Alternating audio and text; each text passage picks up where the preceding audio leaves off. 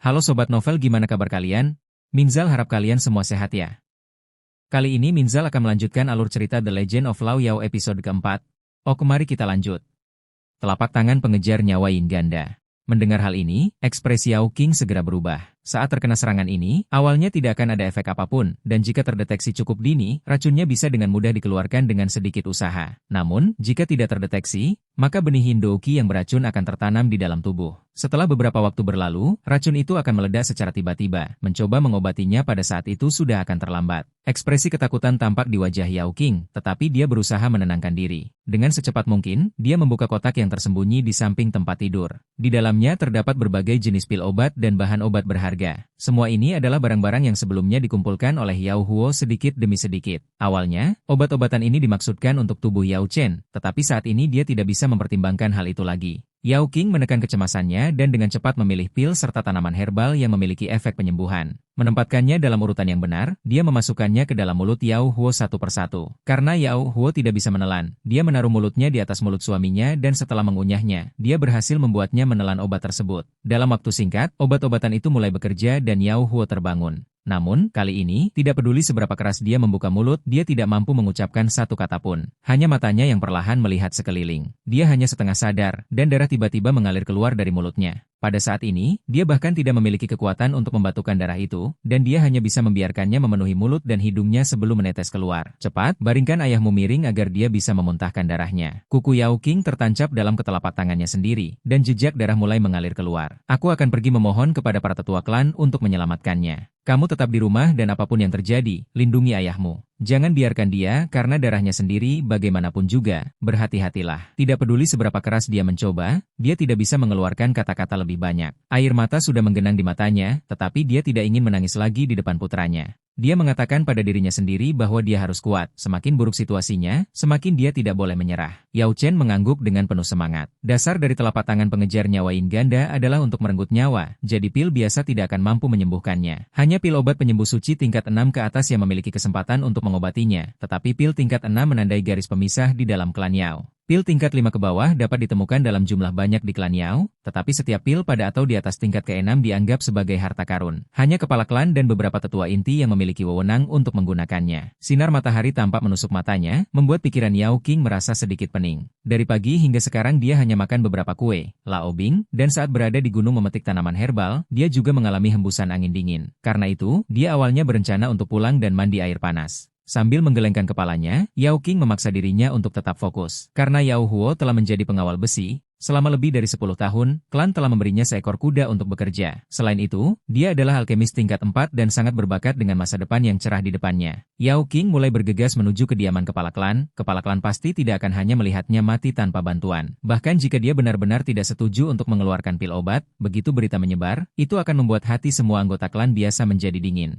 Namun, hidup selalu berubah-ubah. Selalu ada kejadian yang tidak terduga. Kepala klan tidak ada di sini, pulanglah. Tidak ada di sini, jika kepala klan tidak ada di sini, lalu di mana dia? Yao King berlutut di depan kediaman kepala klan. Wajahnya adalah campuran ketakutan dan kecemasan saat dia memohon bantuan. Situasi terburuk sebenarnya adalah ini, di mana orang yang dicari bahkan tidak bisa ditemukan. Apakah menurutmu lokasi kepala klan adalah sesuatu yang bisa ditanyakan oleh orang sepertimu? Penjaga gerbang kediaman menjadi marah, mengira Yao King tidak mempercayainya. Tepat pada saat ini, tetua Yao Lan berjalan mendekat. Melihat situasinya, dia segera menghampiri dan bertanya, "Ada apa?" "Ah, tetua Yao Lan, bukannya aku tidak ingin membantunya, tetapi situasinya benar-benar kepala klan benar-benar tidak ada di sini." Penjaga gerbang menjadi jauh lebih hormat. Lokasi kepala klan adalah sesuatu yang sama sekali tidak boleh dia bocorkan. "Tidak apa-apa, aku mengerti. Kamu bisa pergi, aku akan mengambil alih di sini." "Mengapa kamu mencari kepala klan?" Yao Lan mengenali Yao King sebagai istri Yao Huo. Tetua Yao Lan, Yao King buru-buru menceritakan kondisi Yao Huo, menceritakan semuanya, termasuk tentang telapak tangan pengejar nyawa Yin Ganda. Saat ini, dia dalam bahaya besar. Selain pil obat tingkat 6, sejujurnya, kepala klan tidak ada di sini, dan bukan hanya dia, sebagian besar tetua lainnya juga tidak ada. Wajah Yao Lan menjadi sangat buruk karena pada saat yang tidak tepat ini, kepala klan dan para tetua inti telah pergi untuk mendampingi klan iblis. Wajah Yao King menjadi pucat pasi. Ketika dia masih muda, dia juga diajarkan dasar-dasar alkimia oleh tetua Yao Lan. Dia sangat paham bahwa berdasarkan berdasarkan karakternya,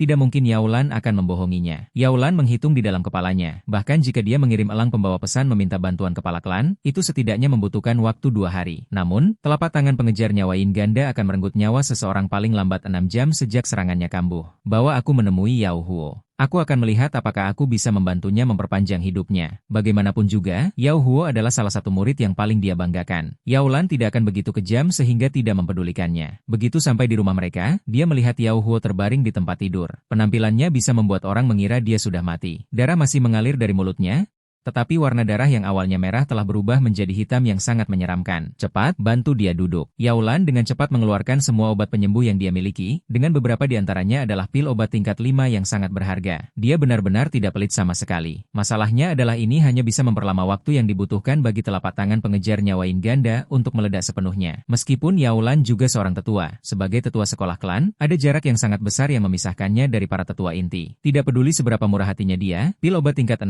adalah sesuatu yang dia tidak punya cara untuk mendapatkannya. Tidak bagus, pil-pil ini hanya akan memungkinkannya bertahan selama 1 hari, dan kemampuannya untuk menyerap lebih banyak obat sudah mencapai batasnya. Tidak peduli berapa banyak pil tingkat 5 tambahan yang diberikan, semuanya akan sia-sia. Tapi mungkin menggunakan beberapa tanaman obat yang sangat luar biasa juga akan sedikit memperpanjang umurnya. Yao Lan dengan hati-hati memeriksa denyut nadi Yao Huo. Setelah beberapa saat, dia menyatakan diagnosanya dan menulis daftar obat-obatan yang bisa memperpanjang hidup Yao Huo. Namun, alisnya berkerut rapat. Tidak peduli apa yang dia coba katakan, dia tidak sanggup mengatakan bahwa meskipun tanaman obat ini bisa memperpanjang hidup Yao Huo, semuanya sangat langka dan nilainya sebagai harta karun sangat menakutkan. Untuk menggambarkannya dalam 1 kata, sulit. Untuk menggambarkannya dalam 3 kata, sangat sulit. Aku akan pergi memohon obat. Aku akan tinggal di sini, kalian harus pergi bersama. Yao Lan berkata sambil melirik Yao Chen. Yao Qing mengangguk, menggendong Yao Chen, dia sekali lagi bergegas keluar dengan cepat. Yao Chen didekap di dada ibunya. Mendengarkan angin yang menderu lewat, bekas air mata di wajahnya sudah mengering. Air matanya sudah habis. Tidak peduli seberapa keras dia ingin menangis, tidak ada yang keluar dari matanya. Dia ingin bertanya pada ibunya, ayah akan baik-baik saja, kan? Tapi dia benar-benar tidak berani membuka mulut, dan dia tidak berani mengeluarkan suara. Ibunya tidak pernah memiliki wajah sepucat itu. Hatinya sangat takut jika dia mengeluarkan suara. Ibunya juga tiba-tiba akan berakhir seperti ayahnya dan jatuh pingsan. Gelegar lari Yao Qing membawanya ke keluarga Zuo. Keluarga Zuo memiliki sejarah ratusan tahun di klan Yao sebagai keluarga alkimia yang berpengaruh. Keluarga Zuo juga memiliki beberapa murid yang telah menjadi pengawal besi, dan meskipun mereka tidak terlalu dekat dengan Yao Huo, mereka masih bisa disebut saudara. Karena hal ini, keluarga Zuo tidak memperlakukannya seperti anggota klan biasa dan mengundangnya masuk. Meskipun mereka tidak memberinya tanaman herbal yang dia butuhkan, mereka memberinya cukup banyak tanaman penyembuh suci. Namun kondisi Yao Huo saat ini berarti obat-obatan itu pada dasarnya tidak akan berguna. Yao Qing tidak punya pilihan selain pamit dan memikirkan metode lain. Bahkan ketika keluarga Zuo dengan lembut mengantar mereka berdua keluar, Yao Chen tidak mengucapkan sepatah kata pun. Dia hanya mengatupkan bibirnya rapat-rapat saat melihat semuanya. Setelah meninggalkan keluarga Zuo, mereka pergi ke keluarga Li. Situasinya pada dasarnya sama dengan keluarga Zuo. Meskipun mereka menyatakan simpati, mereka juga tidak mengeluarkan tanaman herbal apapun yang bisa memperpanjang hidup Yao Huo. Nyonya Yao, aku sarankan Anda tidak membuang waktu. Pergilah langsung ke perbendaharaan klan. Barang-barang di daftar Anda bukanlah sesuatu yang kami miliki. Hanya ya, Anda sudah tahu orang macam apa yang bisa memperoleh dan menyimpan jenis obat-obatan seperti ini. Pengurus rumah keluarga Li melirik Yao Chen, menyebabkan dia benar-benar merasa sedikit kasihan. Ketika dia mengantar mereka keluar kediaman untuk memberikan tanaman herbal, dia juga diam-diam memberikan nasihat kepada pasangan ibu dan anak itu sebelum berbalik dan kembali masuk. Mata Yao Qing berkedip. Dia menggigit bibirnya sambil berpikir. Meskipun jenis tanaman obat ini sangat berharga, klan Yao yang kuat pasti akan mampu mengeluarkannya tanpa masalah. Di dalam perbendaharaan klan pasti ada cukup banyak stok. Namun, harta karun medis tingkat tinggi yang berharga di perbendaharaan klan tidak dapat disentuh tanpa izin dari kepala klan atau tetua inti. Ayo pergi, kita akan menuju ke silsilah utama. Posisi silsilah utama dalam klan Yao hanya bisa digambarkan sebagai sangat dalam dan tidak terukur. Selain untuk tujuan pergi ke perbendaharaan klan, hanya keluarga dari silsilah utama yang mungkin memiliki tanaman herbal tingkat sangat tinggi. Bagi keluarga cabang, bahkan jika mereka berhasil mendapatkan benda tingkat tinggi seperti itu, mereka harus menyerahkannya ke perbendaharaan klan, baik untuk ditukar dengan poin jasa atau teknik do yang kuat yang dapat meningkatkan kekuatan keluarga mereka. Dan bahkan jika mereka memilikinya, itu akan dianggap sebagai pusaka keluarga yang berharga dan disimpan rapat-rapat. Berbalik dan melihat ke arah rumah-rumah mewah silsilah utama, langit sudah berubah suram dan rumah-rumah mewah itu sudah menyalakan lampu minyak mereka. Berdiri di latar belakang langit, rumah-rumah itu memberikan perasaan yang megah dan kuat. Yao Chen mengepalkan tinjunya erat-erat. Di dalam hatinya tumbuh sebuah keinginan. Setelah dia dewasa, dia harus benar-benar menonjol di antara teman-temannya dan menjadi sangat kuat. Kuat sampai pada titik di mana tidak ada yang akan mengabaikan dan mempedulikannya, dan membiarkan ayah serta ibunya merasa bangga padanya. Kembali ke rumah, tetua Yao Lan sedang memurnikan obat. Paman Luo Bing dan sekelompok saudara ayahnya yang lain juga hadir. Kamu tidak berhasil mendapatkan satupun tanaman herbal itu? Yao Lan menyelesaikan pemurniannya, dan 5 pil terbang keluar dari kuali medis, mendarat di botol porselen di tangannya. Berbalik, dia memberitahu Yao King, 5 pil obat ini bisa membuatnya bertahan sampai matahari terbit. Saat ini kamu tidak perlu memberinya, tetapi dalam 2 jam dan setiap 2 jam setelah itu beri dia 1 pil. Aku sudah mengirim elang pembawa pesan. Jika keberuntungan kita bagus, mungkin kepala klan dan mereka akan